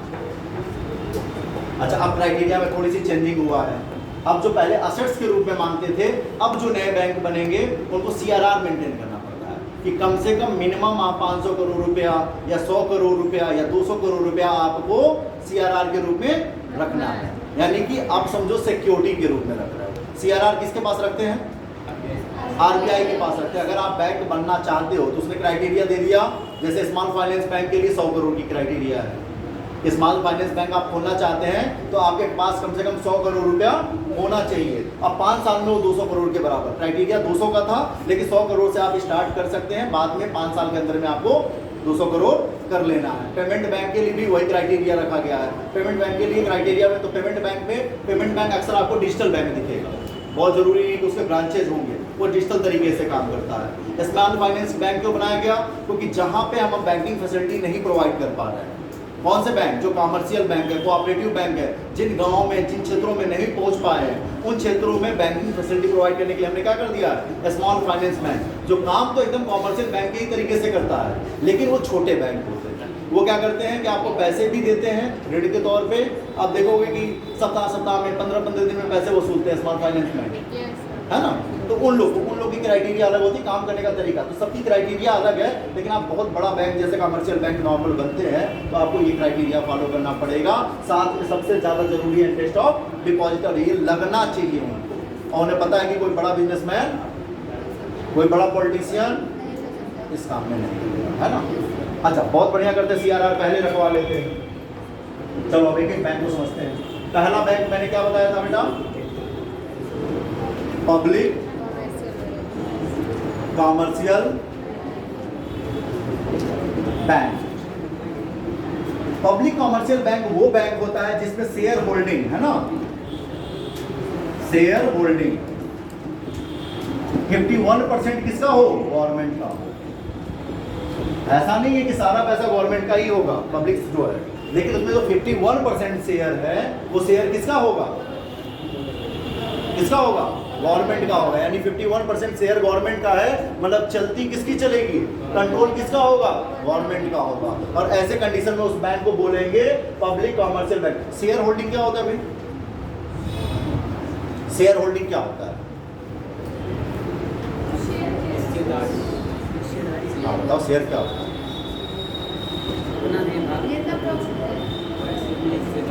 नाम तो बहुत सुने होंगे, शेयर शेयर शेयर, पैसे की हिस्सेदारी। चलो ठीक है, मान लो कोई कंपनी है, ठीक है ना, कोई कंपनी हमारी बनानी है। अब मुझे पता है कि इस कंपनी में कितना रुपया लगेगा, 500 करोड़ रुपया लगेगा, और इस पे काम करने वाले अभी जो 10 लोगों ने कंपनी शुरू किया है, 10% ने कंपनी शुरू किया है। तो अब एक बात समझ में आ गया कि 10 लोगों ने हमने इस कंपनी को शुरू करेगा, और इस कंपनी में हमारी लागत कितनी है, 500 करोड़। तो क्या कंपनी में तुरंत 500 करोड़ लग जाएंगे, नहीं लगेंगे ना, कि तुरंत आज 500 करोड़ लो, आज ही कंपनी खड़ा कर देंगे और आज ही कंपनी चल जाएगा, ऐसा तो नहीं होगा। ऐसे कंडीशन में ये लोग क्या करते हैं कि 500 करोड़ है उसको छोटे छोटे शेयर में डिवाइड कर देंगे, यानी कि क्या करेंगे ये लोग 500 करोड़ में, मान लो 500 मिनिमम मान ले रहे हैं कि 5, इन्होंने क्या किया, 5 लाख शेयर कर दिया, है ना, 50 लाख शेयर कर दिया, कितने का, अगर 50 लाख शेयर करेंगे तो कितना हो जाएगा, 5 करोड़, यानी कि 100 रुपए का एक शेयर कर दिया, 100 रुपए का एक शेयर, और टोटल शेयर बना दिया कितना, 50 लाख है, 50 लाख है, तभी तो 500 करोड़ पहुंचोगे भाई। डबल जीरो ऐड होगा, एक जीरो से क्या हो जाएगा 5 करोड़, और डबल जीरो से हो जाएगा हमारा, सॉरी 5 करोड़ होगा ना, 1 10 100 1000 10,000, 1 10 100 1000 10,000 लाख 10 लाख 50 लाख हो गया, 10 लाख करोड़ 10 करोड़, तो 50 हुआ, एक और जीरो बराबर 1000। चलो यहाँ पे हम कर देते हैं एक जीरो यहाँ पर, यानी कि 5 करोड़ शेयर हमने क्या किया है, 5000 पेपर बना दिए, पेपर के छोटे छोटे टुकड़े बना दिए, पेपर वो रजिस्टर्ड है गवर्नमेंट द्वारा, मुहर लगा हुआ है, और एक इस पेपर का रेट क्या रख दिया गया, 100 रुपया रख दिया गया। अच्छा, इससे ये पता भी चलेगा कि कौन कितना पैसा दे रहा है। अब ये 10 आदमी जो हैं, 10 आदमी जो हैं ये क्या करेंगे, इस पेपर को खरीदेंगे, यानी कि 100 रुपया दो एक पेपर ले जाओ, 100 रुपया दो एक पेपर ले जाओ। अब जिसको जितना पैसा इन्वेस्ट करना है वो इन्वेस्ट इस कंपनी में करेगा। अच्छा, एक खुला ओपन मार्केट आपको दे दिया गया, कैपिटल मार्केट, जिसमें शेयर मार्केट कहते हो, यानी कोई कंपनी को पैसे की नीड है, देखो वो एपीओ खुलता है ना, तो एपीओ में देखते हैं हम क्या करते हैं कि मार्केट में हमको पैसा लगाना है, तो हम क्या करते हैं, उस कंपनी के शेयर होल्डर हम भी बन सकते हैं। कि अगर मान लो ये 10 मेंबर मिलकर के खोलना चाह रहे हैं, उसने 500 करोड़ रुपए लगने हैं, 500 करोड़ उसने क्या कर दिया है, छोटे छोटे बंक्स में उसने क्या बांट दिया है, 100 रुपए का शेयर। अच्छा, तुम्हें पता चला कि ये कंपनी खुलने जा रहा है, तो 10 लोग है ना, कहोगे मैं भी कर सकता हूँ क्या इन्वेस्ट, हाँ आ जाओ। कैसे इन्वेस्ट करोगे, पैसा लेकर के जाओगे, इनका शेयर खरीद लोगे, है ना। और जब ये कंपनी बन जाएगी और उस कंपनी में जब ये पैसे, कंपनी का रेट बढ़ेगा, तो ऑटोमेटिक आपका भी शेयर का रेट बढ़ जाएगा, यानी कि बाहरी मेंबर भी, हम भी मार्केट के थ्रू हम उसके शेयर होल्डर हो सकते हैं। क्या हम टाटा के मालिक हो सकते हैं, हाँ हो सकते हैं। हम टाटा के शेयर खरीद लें, 4% शेयर खरीद लेंगे तो 4% के मालिक हो जाएंगे कि नहीं हो जाएंगे। हम दावे के साथ कह सकते हैं कि हम 4% के मालिक हैं, तो सिर्फ टाटा साहब उसके मालिक नहीं होंगे, हम भी होंगे। अगर 4 शेयर कर दो तब भी तुम कुछ परसेंट के मालिक तो हो उनके, आप ओपन कर सकते हो कि हम टाटा के मालिक हैं। आजकल एक प्रचार भी आ रहा है, टीवी पे देखोगे, क्रिकेट मैच में आ रहा है ना, हेलो मैं ये, तो कहता मैं प्रधान, तो अरे आप प्रधान जी के लड़के हैं क्या, नहीं मैं शेयर होल्डर हूँ। तो शेयर होल्डर भी मालिक होता है, भले ही 0.1% के होल्डर क्यों ना बनो, लेकिन आप मालिक कहलाओगे। पुष्पा मूवी देखे हो, 5 लाख दूंगा, क्या कहता है हमको 4% चाहिए, तो 4% में 1 लाख का नुकसान है, कहा 5 लाख लेने मतलब नौकर हूँ मैं, और 4% शेयर लेने का मतलब मालिक हूँ मैं, है ना, मैं पार्टनर हूँ। हाँ, टाटा साहब के पार्टनर ऐसे आप बन सकते हो। यानी कि इस पब्लिक से कमर्शियल बैंक में जितने भी नेट एंड लायबिलिटीज होगी, जितना पैसा आएगा, है ना, इसकी जो असेट्स होंगे, उन सब की वैल्यू में 51% शेयर किसका होगा, गवर्नमेंट का, बाकी 49% किसी का भी शेयर हो मैटर नहीं करता है। यही आपका कहलाता है पब्लिक कमर्शियल बैंक। लेकिन जब हम प्राइवेट सेक्टर में आते हैं ना, प्राइवेट कमर्शियल बैंक, तो इसमें जो शेयर होल्डर होते हैं वो कौन होते हैं, शेयर होल्डिंग किसकी होती है, वो प्राइवेट निजी लोगों की होती है। अच्छा, किसी का सवाल हो सकता है कि क्या प्राइवेट बैंक में सर गवर्नमेंट भी अपना पैसा ले सकती है, अपना शेयर ले सकती है, हाँ ले सकती है, बट उसके जो शेयर होंगे वो 50% से नीचे ही होंगे। गवर्नमेंट चाहे तो लगता है कि अगर HDFC बैंक बहुत अच्छा काम कर रहा है, इसके साथ हम इसके शेयर लेकर के हम क्या कर सकते हैं, प्रॉफिट कमा सकते हैं, जरूर कर सकते हैं, कोई दिक्कत नहीं है इसमें। लेकिन क्या होगा, इसकी जो शेयर होल्डिंग होगी स्पेशली 51% एबव किसका होगा, वो होगा प्राइवेट सेक्टर का, यानी कि प्राइवेट हो गया। तीसरा हमारा क्या आया था बेटा, फॉरेन बैंक।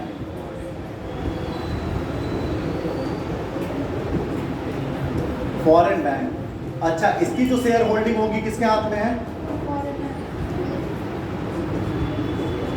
इसमें हमारा भी हो सकता है, गवर्नमेंट का भी हो सकता है, सबका हो सकता है, लेकिन जो 50% शेयर होल्डिंग होगी वो किसका होगा, वो फॉरेन बैंक के जो लोगों ने इसको एस्टैब्लिश किया है,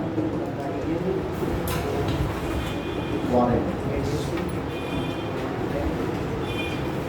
चौथा कौन सा आया था बेटा, RRB। RRB मैंने बताया था कि रीजनल रूरल बैंक क्या है, हमने गांव के विकास के लिए बनाया था, क्षेत्रीय विकास के लिए बनाया था। तो इसमें जो शेयर होता है मैंने बताया था सेंट्रल गवर्नमेंट का कितना होता है बेटा, ये तो बता दी रहा हूं, सेंट्रल गवर्नमेंट का,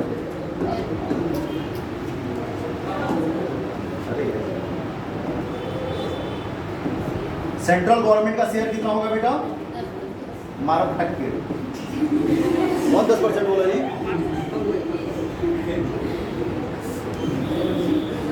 बताए थे ना, या तो पन्ना पलट लो या तो घर पे पन्ना पलट लो। मैंने बताया था रीजनल रूरल बैंक जब भी बनता है उसमें सेंट्रल गवर्नमेंट का कितना होता है 50%, स्टेट गवर्नमेंट का शेयर कितना होता है 15% और 35% किसका होता है स्पॉन्सर बैंक का।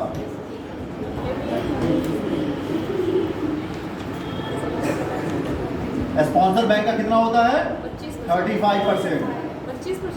ऐसे 25% जी, अरे हम 35 से बोल रहे हैं, जोड़ लो ना, 100% पहुंचाना है ना, पहले 25%, 35 हुआ है। 25, आप अच्छा तो थोड़ा खुद से जोड़ लो ना, 50 15 65, 65 में 25 जोड़ोगे तो 100% कहाँ होगा, शेयर तो 100% का ही होगा। तो ये आपका होगा स्पॉन्सर बैंक। स्पॉन्सर बैंक कौन होगा, कोई भी कमर्शियल बैंक हो सकता है। स्पॉन्सर बैंक कौन होगा, कमर्शियल बैंक होगा, ठीक। आगे बढ़े, नोट करो जल्दी जल्दी नोट करो।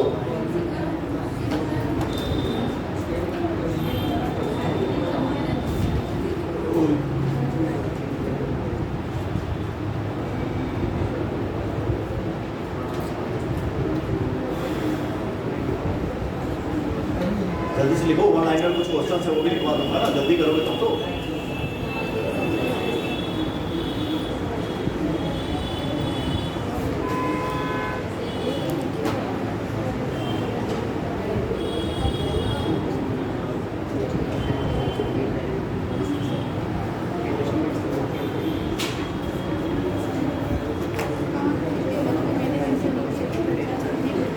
नहीं हमारे थे भाई।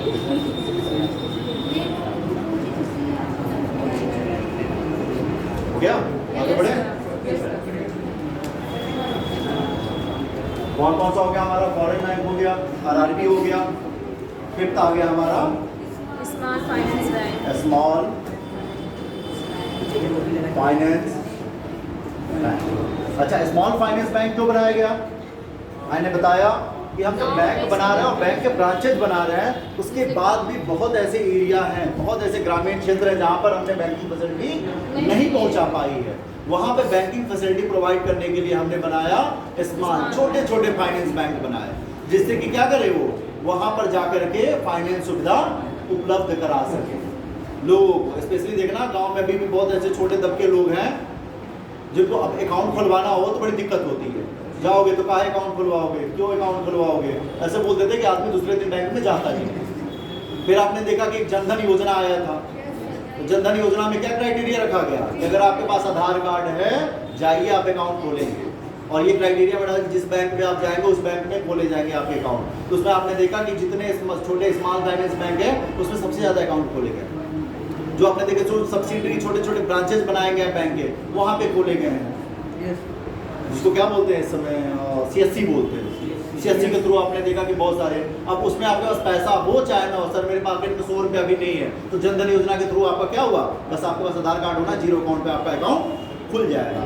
तो यानी कि जो लोग अभी भी वंचित रह गए हैं बैंकिंग फैसिलिटी से, उनको बैंकिंग फैसिलिटी पहुंचाने के लिए हमने क्या निजात किया, स्मॉल फाइनेंस बैंक। कब किया है, 2011-12 के दौरान हमने लाया कि कुछ ऐसे भी बैंक बनाया जाए कि अब अगर हमारा किसी बड़े बैंक का ब्रांच नहीं पहुंच पा रहा है उन क्षेत्रों में बैंकिंग फैसिलिटी प्रोवाइड करने के लिए, तो हम क्या करेंगे, हम ऐसे छोटे छोटे बैंक बनाए जो जिस एरिया में हम नहीं पहुंचे उस एरिया में वो पहुंचे। तो स्मॉल फाइनेंस आपको जहां पे आप देखोगे कोई बैंक नहीं, वहां स्मॉल फाइनेंस बैंक पहुंचा हुआ है। क्यों? अच्छा, जहां सारे बैंक नहीं पहुंचे वहां पे फायदा है। अच्छा, इसका बनाने का रीजन भी ये था कि जहां पे बैंकिंग फैसिलिटी नहीं पहुंची है वहां पे प्रॉब्लम क्या होता है, लोगों को ज्यादा पैसा नहीं चाहिए, 1 लाख रुपए की जरूरत है तो वो क्या करते हैं, मुनीम जी के यहाँ चले जाएंगे, कहेंगे 1 लाख रुपया दे दे। मुनीम जी कितना हायर करते हैं पर मंथ, 10%, 12%। अब लोग क्या करता है, जो ग्रामीण सोसाइटी के लोग होते हैं, कहते हैं ठीक है सर दे देंगे। अच्छा, ले लिए, अगर फसल अच्छा हुआ तो रिटर्न कर दिए, अगर फसल खराब हो गया तो वापस नहीं कर पाएंगे। यानी इस तरीके से जो अनऑर्गेनाइज सेक्टर, जो मैंने सबसे पहले जिक्र किया है, वो दबदबा उनका बना रहता था। इससे ग्रामीण लोगों में बहुत देखोगे सुसाइड केसेस बहुत ज़्यादा शुरू हो गए थे कि फलाने किसान ने पैसा नहीं चुका पाया तो ये सुसाइड कर लिया, वो कर लिया, इस तरह के केसेस बहुत ज़्यादा आ रहे थे। तो उसमें देखो, जो बैंक से लोन लिया रहता है तो सरकार उसको क्या करता है, छूट प्रदान कर देता है कि ठीक है इस बार आपका फसल बर्बाद हुआ तो आपने जो एग्रीकल्चर लोन लिया उसको माफ़ कर देता था। KCC के थ्रू जो लेते थे उसमें आपको माफ़ी मिल जाती थी। तो कहा कि जहाँ पे हमारी अभी बैंकिंग फैसिलिटी नहीं पहुंची है वहाँ के लिए हम बनाएंगे क्या, स्मॉल फाइनेंस बैंक। और इस बैंक को खोलने के लिए जो क्राइटेरिया रखा गया वो क्या रखा गया है,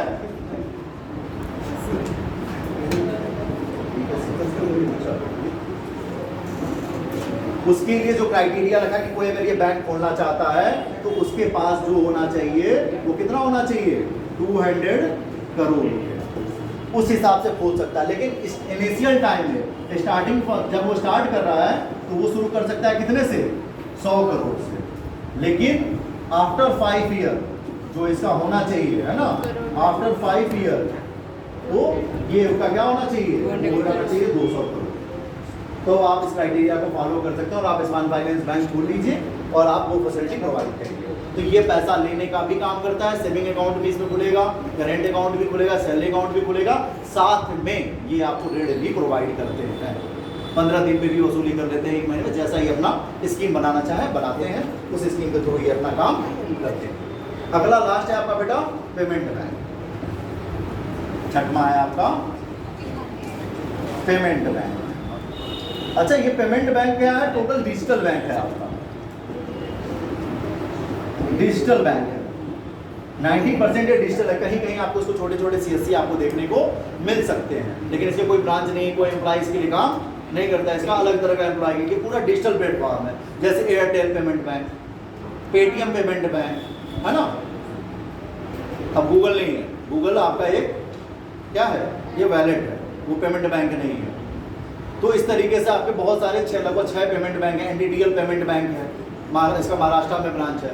तो इस तरह के डिजिटल पेमेंट बनाया गया है। अच्छा, ये क्या है, पेमेंट बैंक में एक है कि ये आपको ATM प्रोवाइड नहीं करेंगे, ये आपको क्रेडिट कार्ड प्रोवाइड नहीं करेंगे, ये टोटल आपको डिजिटल प्लेटफॉर्म प्रोवाइड करेंगे। ये आपको ऋण नहीं दे सकते, आपको पैसे अभी तत्काल में तो नहीं दे सकते, आने वाले समय में अगर कुछ बदलाव आया तो दे सकते हैं, देखा जाएगा, क्योंकि आजकल अप्रूवल होने लगा है ना। तो अभी भी पेटीएम बैंक, अभी कुछ लोग कहेंगे कि सर पेटीएम बैंक जो है वो अभी पेमेंट बैंक में नहीं आ रहा है, तो नहीं, अभी उस पर कुछ क्या सिकंजा कसा गया है कि उस पर आप डिपॉजिट नहीं कर सकते हो।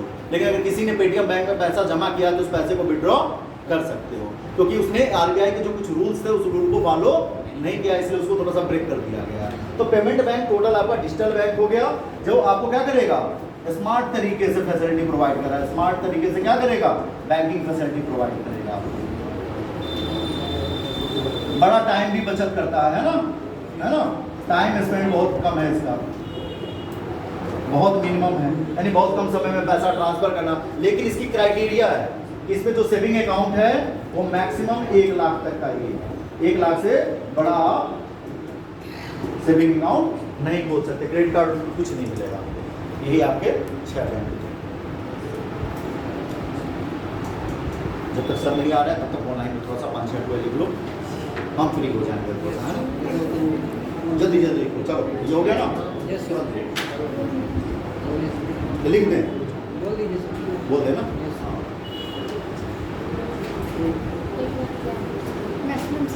लिखो बेटा, बोलिए पहला सर। लिखो।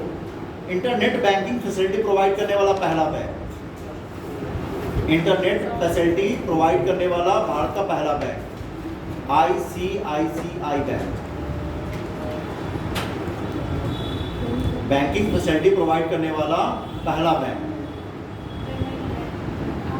ICICI बैंक, ठीक है ना? Yes sir. Credit card provide करने वाला पहला बैंक, बस आप दैट लिख दो, इंटरनेट फैसिलिटी आगे लिख दो ICICI। आप समझ गए ना कि इंटरनेट फैसिलिटी पहली बार वाला ही तो लिखाऊंगा। Yes, sir. बाकी तो सब करवा रहे हैं अभी, लेकिन फर्स्ट टाइम किसने किया? तो लिखो इंटरनेट बैंकिंग, है ना? Internet banking ICICI। Mutual fund लिख लो। क्रेडिट कार्ड में- अच्छा, क्रेडिट कार्ड वाले पे थे, लिख लो। क्रेडिट कार्ड आगे लिख लेना, सेंट्रल बैंक ऑफ इंडिया, यानी सबसे पहले इंडिया में क्रेडिट कार्ड फैसिलिटी लाया किसने? Central Bank of India. Yes sell mutual fund बेचने वाला पहला bank SBI।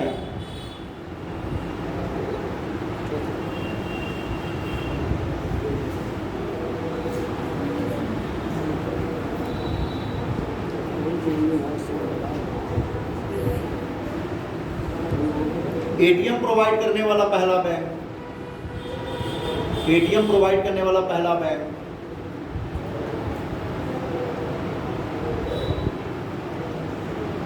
HSBC bank. HSBC देखो, इसका प्रोग्राम लिखे हुआ BC बैंक, हाँ 1987 1987 बैंक का उसका पूरा नाम लिख लो। हांगकांग एंड लिखवाया यस सर। 1853 मर्केंटाइल बैंक को मर्ज किया था इसने, ठीक है ना? तो लिखो Hong Kong and Shanghai, Hong Kong and Shanghai, पीछे देख लो लिखा हुआ है, लिख दें Hong Kong and Shanghai banking cooperation limited, banking cooperation limited.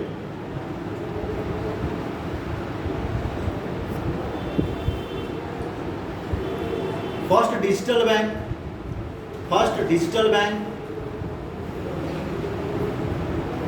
ये पूर्णतः डिजिटल है, आज तक इसका कोई ब्रांच नहीं बना, कोई इसकी फिजिकल बॉडी है ही नहीं, ये सिर्फ ऑनलाइन ही काम करता है।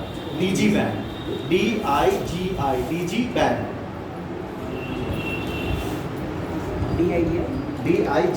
DIGI, DIGI bank.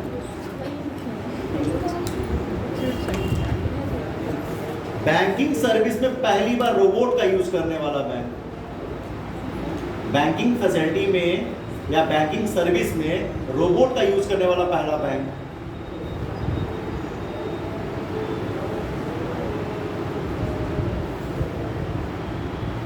HDFC bank. Robot लिख लो, बैंकिंग सर्विस में, रोबोट इन बैंकिंग सर्विस बात करता हूँ।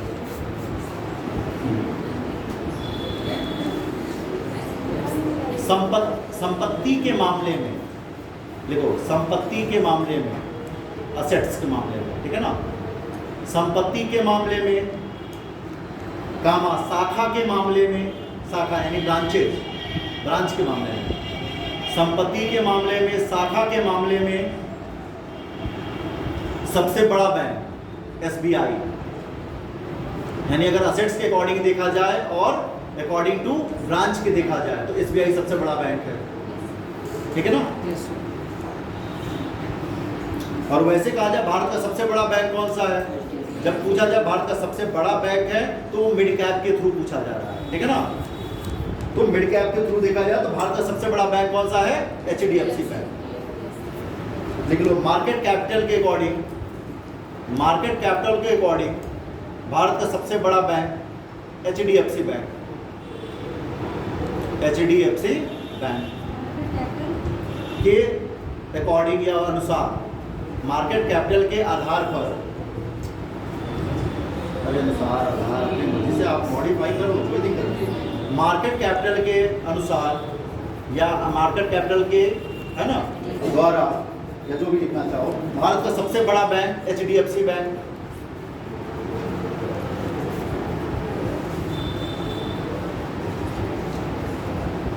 भारत का सबसे बड़ा निजी बैंक यानी भारत का सबसे बड़ा प्राइवेट बैंक कौन सा है? भारत का सबसे बड़ा निजी bank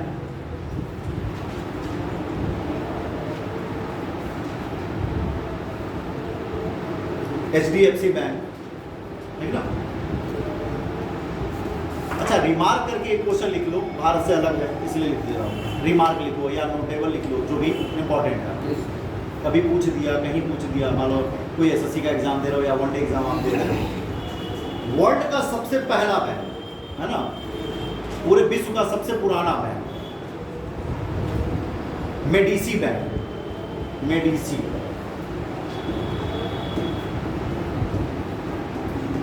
Medici Medici bank 1397 Italy. आज भी इटली का सबसे चौथा बड़ा बैंक है ये। 1397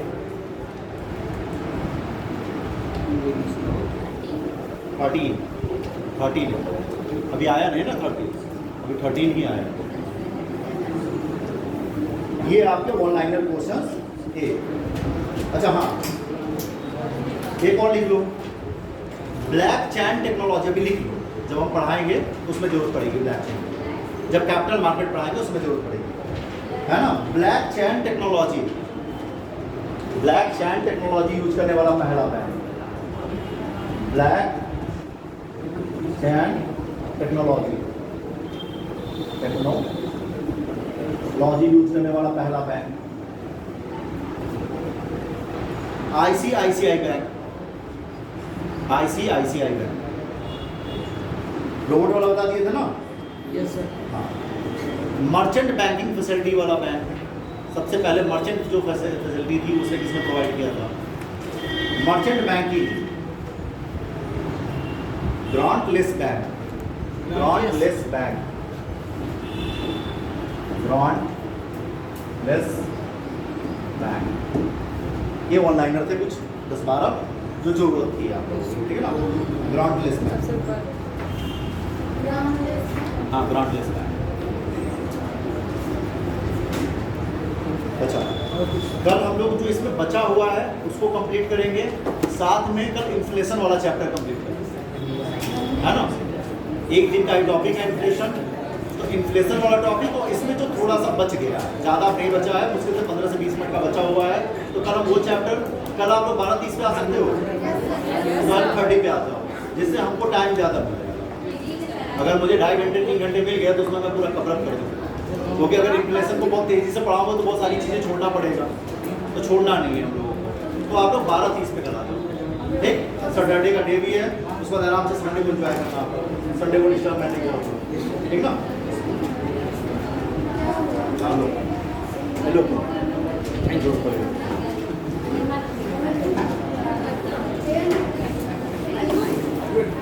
तुम लिखे कि नहीं?